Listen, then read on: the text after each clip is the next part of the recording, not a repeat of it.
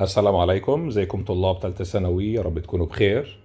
النهارده معادنا مع نموذج جديد من نماذج الاسترشادية الموجودة عندنا في حصص مصر. هنبدأ النهارده إن شاء الله مع النموذج الثالث. كنا حلينا مع بعض النموذج الأول والثاني، هنبتدي النهارده في النموذج الثالث. نروح على السايت بتاعنا على حصص مصر ونختار المراجعة النهائية. هنختار النموذج الاسترشادي الثالث ونبدأ نحله مع بعض. Question number 1. Something that's made or grown in order to be sold is a or an. حاجة اتعملت عشان تتباع هي ايه؟ هي المنتج، ومنتج يعني product. Number 2. I usually space a quick revision with my teacher before any exam. بعمل revision مع teacher بتاعي.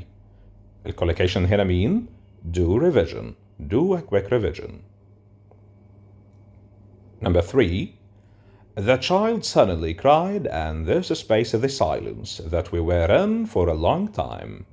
الطفل فجأة بدأ يعيط وده كسر الصمت اللي كنا فيه. Broke the silence.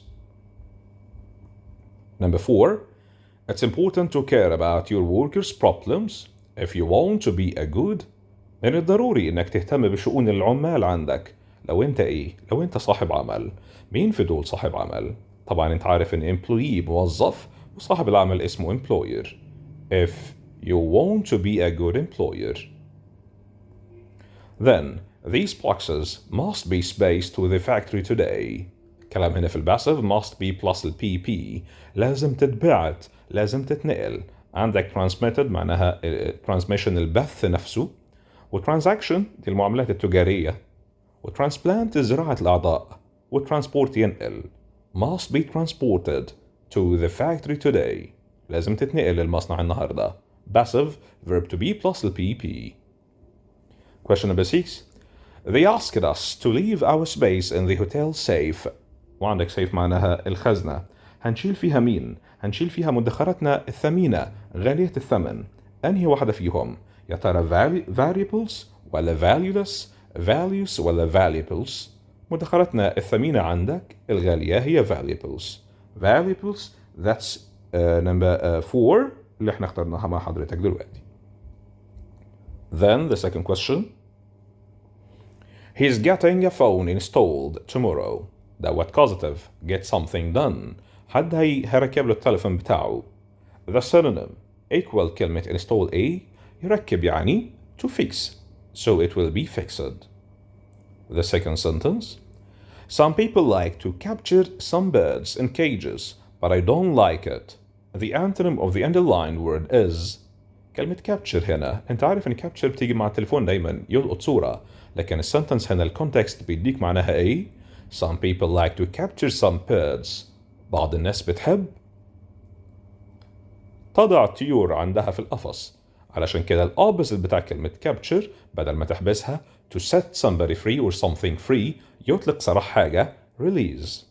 Release number 4. The second question عند حضرتك. اتفضل يلا. بيقول لك he had grown space in طنطا before moving to Cairo. هو كبر في طنطا. grown ايه preposition الموجود عندك؟ grown up. محتاجين نفكر حضرتك بالاكسبريشنز والبروبوزيشن والفريز الفيربس الموجودة في منهجك لأنها بتمثل خطر كبير لو أنت سبته. It's challenging to win this international race. The word challenging here is a or an. كلمة challenging هنا بتوصف مين؟ بتوصف it. بتوصف الناون أو البروناون الموجود عندي. بما إنها بتوصفهم دولت يبقى هي إيه؟ هي adjective. It's challenging و challenging هنا adjective يا مستر. The second one عند حضرتك يلا. Question number 11. بيقول لك a or an is a room under a house or other building often used for storing things. بيستخدموها الناس إنها يخزنوا فيها أشيائهم. التخزين بيحصل فين؟ بيحصل في البادروم عندك يبقى a cellar. A cellar is a room under a house or other building often used for storing things. Then, question number 12. The captain asked his players to space their best next match as it's very important. الكابتن طلب من البلايرز بتوعهم انه يبذلوا اقصى ما في وسعهم. يبذل اقصى ما في وسعه هي ايه؟ to do their best. To do their best. Then the second one. The captain asked his player, دي شبه اللي فاتت بالظبط, to space the best of the last training. يا ترى do the best برضو؟ لا استنى, بيقول لك the best of, يعني يحسن استغلال أو يستغل حاجة بأفضل ما يمكن. تبقى to make the best of. احفظها بقى, make the best of يستغل أفضل استغلال. ونقارن بينها وبين اللي فاتت. الكويشن نمبر 12 كان ايه؟ to do their best, يبذلوا أقصى ما في وسعهم. لكن هنا to make the best use of أو to make the best of the last training, يستغل أفضل استغلال من التريننج اللي فات. Then the second one, يقول لك our teacher told us that the earth space around the sun. مفروض بما انها reported اختار البوست فاختار orbited, بس خلي بالك دوت fact, الارث ما زالت بتدور حوالين الشمس. بما انها fact يبقى present simple والارث singular فنختار orbits. Orbits around the sun. Then question number 15, he was able to win the game but he lost it. This means that he was able to win, كان عنده المقدرة انه يكسب بس ما كسبش. بتكلم في البوست يبقى لازم have plus البي بي, وكان عنده بس ما حصلش, كان بإمكانه من الممكن لي اللي هي could. بتكلم في البوست يبقى could have plus البي بي, والأنسر هتبقى could have won, كان بإمكانه انه يفوز بس ما حصلش. The second sentence, space to help that old man to cross the street, بيتكلمنا عن necessity تحت من الضرورة. هل ده ضروري؟ Was it necessity؟ دوت noun ودوت صح, بس الناون محتاج a or an. Was necessary it؟ أكيد لأ. Was it a necessity؟ صح. أشوف اللي بعدها. Was it a necessary؟ ممكن أنت تتلخبط في الامتحان وتختار الأخيرة, بس خلي بالك أو أن اللي أنت شايفها دي بتيجي مع الناون ما بتجيش مع الادجكتيف, والنecessary ديت adjective, يبقى مفروض noun مكان necessary. أي noun من necessary هي necessity. عشان كده الانسر هتبقى was it a necessity. هتقولي ليه ما اخترتش نمبر A؟ ما نمبر A necessity برضو. حضرتك ديت noun والnoun محتاج a or an, يبقى was it a necessity. هل ده من الضرورة في شيء اني اساعد الرجل العجوز عندي طريق. Question number 17, by the time اللي هي equal before يعني, by the time Saif was 7 he spaced to speak 3 languages well. لما كان عنده 7 سنين كان اتعلم يعني الجملة هنا passive, يبقى لازم ادور على verb to be plus البي بي. يا ترى الاولانية taught, حضرتك لو taught يبقى هو كده اللي درس. had taught past perfect, بس هو كده برضو اللي درس. was teaching ده past continuous. was taught ده past simple passive, وزي ما قلنا طول السنة كلمة passive معناها حاجتين, verb to be plus البي بي, عشان كده اخترناها was taught. Question 18, since Maha stayed in Canada I spaced from here. I spaced from here ما سمعتش منها. من ساعة ما مها كانت في كندا I spaced from her ما سمعتش منها أو عنها أي حاجة. خلي بالك في since أنت عارف الرول بتاعتها بيجي بعدها past simple والناحية التانية present perfect. دور على present perfect هنا have or has plus البي بي, تبقى إيه؟ تبقى haven't heard. I haven't heard ما سمعتش منها خالص. عشان كده لما تيجي تقرا sentence since Maha stayed in Canada I haven't heard from her ما سمعتش منها من ساعة أو ما تواصلتش معها يعني من ساعة ما راحت قعدت في كندا. The second question 19, I space, this means that someone changed my car oil. I space, لأني حد عملها لي someone has changed it يبقى دوت causative. Causative يبقى have something done أو get something done. have or get something done. فضل دور عليها. changed my car لا, عشان مش أنا اللي عملتها. had my car oil changed صح, بس أشوف الباقي اللي غلط. had to change معناها كان مضطر مش عايزها أصلا. والأخيرة got my oil to change ما بختارش أنا to plus infinitive. يبقى number 2 had something done. ليه اخترنا had؟ بتكلم في البوست هنا فلازم أصرف verb to have على أساس التنس اللي بتكلم عليه, تبقى I had my car oil changed. حد غير لي زيت العربية. Number 20, my teacher asked me space I had done in the summer holiday.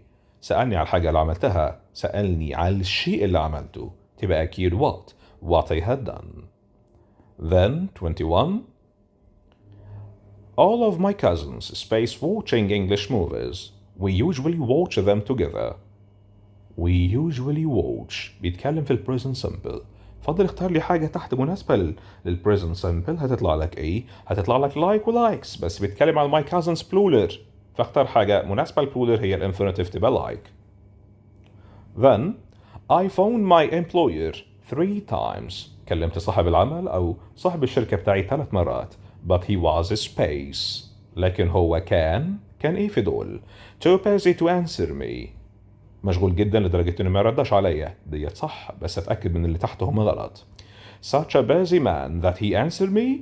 كان busy جدا لدرجة إنه رد عليا. طبعا غلط. So busy that he answered me ده نفس معنى لو فوقيها مش عايزينها. busy enough كان مشغول كفاية ورد عليا. لا يا مستر، هو كان مشغول جدا لدرجة إنه ما قدرش يرد عليا. Too busy to answer me. That's number 1. The second question. My laptop. اللابتوب بتاعي محتاج ايه؟ needs to be fixing. لا، ده passive، محتاجين verb to be plus pp. is needed to fix. ده كده هو اللي محتاج. طيب needs to fix نفسه يعني؟ لا طبعا. needs to be fixed هي ديت، محتاج انه يتصلح. needs to be fixed وممكن تقول needs fixing على طول، عشان كده اخترنا needs to be fixed. That's number 4.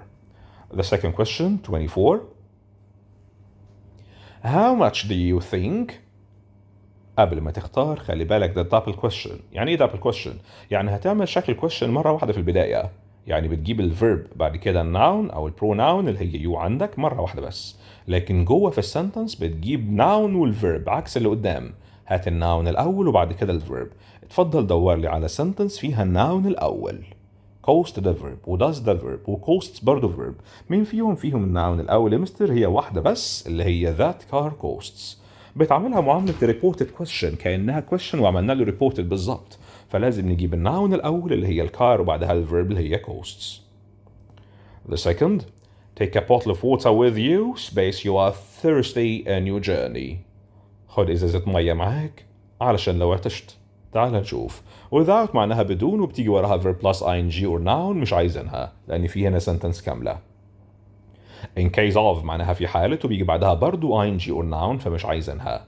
in case زي if بيجي وراها sentence كاملة وممكن نختارها. نروح عند الأخيرة unless معناها إذا لم. جرب كده، خد إزازة معاك لو أنت مش عطشان ولا لو أنت عطشان. مفيش مجال لنيجاتيف خالص هنا، عشان كده اخترنا in case. ونسأل سؤال، يا ترى لو من الاختيارات كان في F كنا اخترناها ولا لأ؟ انت عارف ان F هي in case، بس في فرق بينهم؟ ايوه يا مستر في فرق. دايما كنا بنختار in case معناها تحسبا لي او منعا لي.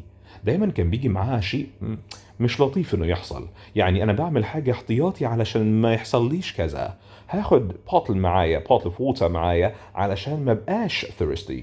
دايما بنختار in case معناها تحسبا لي، يعني حتى لو في F موجودة في الاختيارات كنا اخترنا in case يا مستر. The second question 26. Space of my parents is at home today because they are at work. هما الاتنين في الشغل، يبقى ولا حد فيهم في البيت ولا حد في نيجاتيف. اتفضل دورلي على نيجاتيف. هي مين؟ هي neither. ومش محتاج نفكرك any neither وراها singular verb is at home. The second one 27. You space fishing without having my permission. It's up to you. What do you mean by it's up to you؟ يعني الموضوع يرجع لك، يعني عايز تروح تعمل فيشنج روح، مش عايز براحتك. بما ان الموضوع براحتك يعني ممكن تعمله ممكن لا، يعني الانسر هتبقى مين؟ ايوه you can go. بامكانك انك تروح، عايز تروح براحتك ما تروحش الامر يرجع لك. It's up to you. Then 28. If you hadn't taken your umbrella your space been soaking wet for now. تعال نشوف عندك F condition ووراها had plus البي بي يبقى دوت third case. بما انه third case محتاجين الناحية التانية مين في third case؟ F past perfect would have plus البي بي. اتفضل دور لي على would have في الاختيارات، هيطلع لك أنهي واحدة فيهم؟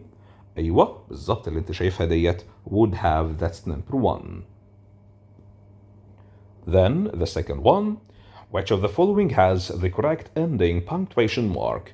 مين فيهم عنده punctuation mark صحيحة؟ دخلنا على أسئلة الرايتنج. have a nice time. بتمنى لك. بتمنى لك ده مش order. فشيء طبيعي إن ما يكونش وراه exclamation، ما يكونش وراه question mark. لكن ممكن يبقى وراه exclamation mark لأن بتمنى لك شيء. ما هواش sentence طبيعية، ما هواش information، فما بيكونش آخره full stop، ولا هو quotation ما حدش قاله عشان يبقى آخره quotation mark. يبقى اللي ممكن نختارها هي مين يا مستر؟ اللي ممكن نختارها هي اللي قدام حضرتك ديت have a nice time exclamation mark، في علامة تعجب موجودة عندك في الآخر. Then هنروح على الكويشن اللي بعديه. question number 30 بيقول لك supporting details مين تحت supporting details اللي كانت البادي بتاعك بتكتبها جوه البادي، هي جمل بتديك كل التفاصيل اللي انت بتحكي عليها والاكزامبلز والاسباب والنتائج وكل شيء بتتكلم فيه جوه البادي. تعال نشوفهم. The sentence that expresses the main point لا. Sentence with signals that increase effectiveness of organization لا. Ways sentence that expresses the main point برضو لا. لكن reasons, examples and other details هي ديت يا مستر السنتنس اللي بتكتب فيها تفاصيلك، الديتيلز كلها بما فيها reasons والexamples والsupporting main points. The second 31 which of the following is correct. مين تحت correct؟ A paragraph must include at least 3 sentences. مش شرط خالص. 2 sentences are enough for being called a paragraph. مش شرط أصلا كمان. A paragraph must include 5 sentences. ما هواش ضرورة. It doesn't really matter how many sentences are there. هي ديت اللي صح. مش لازم أربط نفسي بعدد sentence معين إن أنا أكتب فيهم الباراجراف. تعال نشوف second sentence. 32 or an space shows the beginning of the paragraph. لما كنت بتبتدي paragraph بتبتدي بمين؟ لما كنت بتبتدي بإيه؟ كنت بتسيب space الأول بتبدأ sentence وبعد كده بتبتدي من أول الكلام في السطور اللي تحتها. بما انك بتبتدي في اول الكلام كنت بتسيب مسافة فاضية في اول سنتنس بس. المسافة الفاضية دي بنسميها ايه؟ بنسميها indentation. المسافة الفاضية بتبقى مسافة كلمة او 2. indentation على اساس ان دي بداية الباراجراف بتاعك، عشان كده اخترنا كلمة indent. an indent النعم بتاعها shows the beginning of a paragraph. Then 33 you don't include space in the closing paragraph. مين تحت ما بتكتبش في الكلوزنج باراجراف؟ يا ترى الهوك؟ ايوه فعلا الهوك ما بكتبهاش في الكونكلوجن، ده بكتبها في البدايه، وانت عارف الهوك هي ايه؟ كاتشي سنتنس بتجذب انتباه القارئ عشان يبدا يقرا الاسي او الباراجراف بتاعك، فلازم يتكتب في البدايه مش النهايه.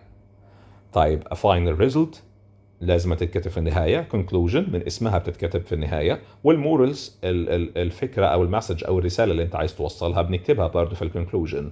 يبقى الوحيدة اللي ممكن ما ينفعش أكتبها في الكونكلوجن هي الهوك. because we use hook at the beginning of the paragraph, the first or the second sentence of the paragraph, so that we can catch or grab the attention of the reader to make him continue reading the words that you have written.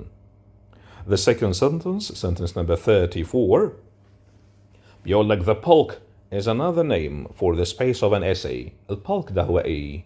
وانت بتذاكر معايا writing لما درسنا writing من الحاجات اللي درسناها طول السنة، اديك شايف كنا بنستخدمه في ايه؟ البulk ده كان عبارة عن ايه؟ عبارة عن المحتوى بتاع الباراجراف، المحتوى الأوسط اللي هو البادي يا مستر. الميدل بارت اللي هو البادي، فاحفظ دايما ان البulk هو البادي. Then 35 a or an space is a digital message. مين تحت digital message؟ مين بتبعت digital مش physical، ما بتمسكوش بإيدك. أكيد هو مين؟ أكيد هو الإيميل يا مستر. The email is a digital message. Then the second sentence which paragraph is punctuated correctly. مين تحت البنكتويشن بتاعه صحيح؟ تعال نشوف. يقول لك at one time وحاطط colon. مش محتاجين الكولن هنا في حاجة، فشكرا السنتنس ديت مش معانا. at one time comma وتحت at one time comma وتحت and one time exclamation mark. أكيد اللي تحت مش معانا. كده الخلاف كله بين 2 و 3. بص كده people blood bank to make them strong. تحت برضه هي. When doctors understood how blood went around inside the body, they tried ways of giving blood to people who needed it. وحاطط exclamation mark. في sentence عادية، sentence فيها information مش محتاج فيها exclamation خالص. لكن تحت حاطط فول ستوب، فشيء طبيعي هختار بما إنها sentence بتدي information ليك هختار الفول ستوب اللي هي number 3، وبكده نختار number 3 يا مستر. Then نروح على translation. يقول لك choose the correct Arabic translation. Tolerance is a good quality that all religions, cultures and social systems call for. تعال نشوف العربي. إن التسامح صفة جيدة تدعو إليها جميع الأديان والثقافات والأنظمة الاجتماعية. شغالة، واللي تحت زيها بالضبط. نمبر 3 إن التسامح صفة جيدة تتصل بها جميع الأديان. تتصل بها؟ لا، هي تدعو إليها. call for يعني تدعو إلى. كده نمبر 3 مش معانا. تحت إن التسامح صفة جيدة تدعو إليها جميع الأديان شغالة زي اللي فوق بالضبط. كده بنقارن بين 1 و 2 و 4. نكمل السنتنس. We can feel it obviously in our daily treatments. Sometimes it might seem to disappear, but it's always there. تعال نشوف. ويمكننا أن نشعر بها بوضوح في علاجاتنا اليومية. treatment بقت علاجات. لا يا مستر، مقصود هنا تعاملات. كده 1 و 3 مش معانا. نكمل مع 2 و 4. ويمكننا أن نشعر بها بوضوح في تعاملاتنا اليومية، وفي بعض الأحيان قد يبدو أنها تختفي لكنها موجودة دائما. جملة سليمة، بس أروح أتأكد أن فور مش مظبوطة. وقد نشعر بها بوضوح في تعاملاتنا اليومية، وفي بعض الأحيان قد يبدو أنها تظهر.